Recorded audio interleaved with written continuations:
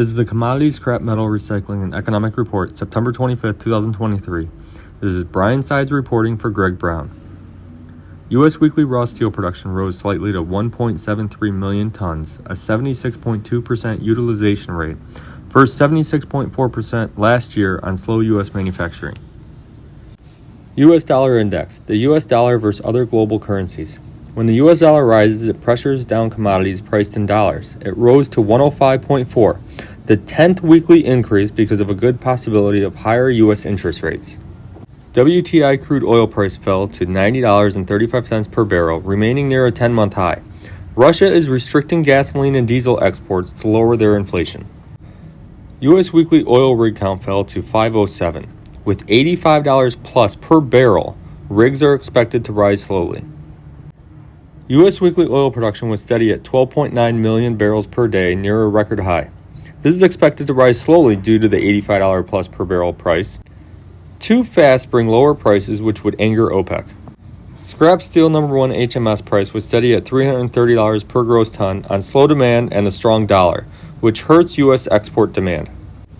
Hot rolled coil steel price rose slightly to $33.72 per hundredweight, $674 per ton, near the multi-month low on slow demand and oversupply. Copper price fell to $3.69 a pound on the strong dollar and Chinese slow growth concerns. Also on U.S. Federal Reserve comments about possible higher interest rates. Aluminum price rose to $1.02 per pound, $2,248 per metric ton on slower Chinese aluminum production and increased demand from EV production. U.S. Federal Reserve meeting on interest rates announced no change but possible higher rates coming. Also said major progress made on lowering inflation, but it is still too high. Related, the economy is stronger than expected and workers are regaining buying power. Nucor Corporation, the number one steel producer and top 3 metal recycler in the U.S., pre-announced lower Q3 earnings. This was due to lower steel prices, good volumes, and margin compression in recycling. U.S. September S&P Manufacturing Purchasing Managers Index increased to 48.8, but under 50 is contraction, so manufacturing is contracting less. Contractions in output and new orders softened. U.S. August housing starts fell a big 11.3% from July to 1.283 annualized.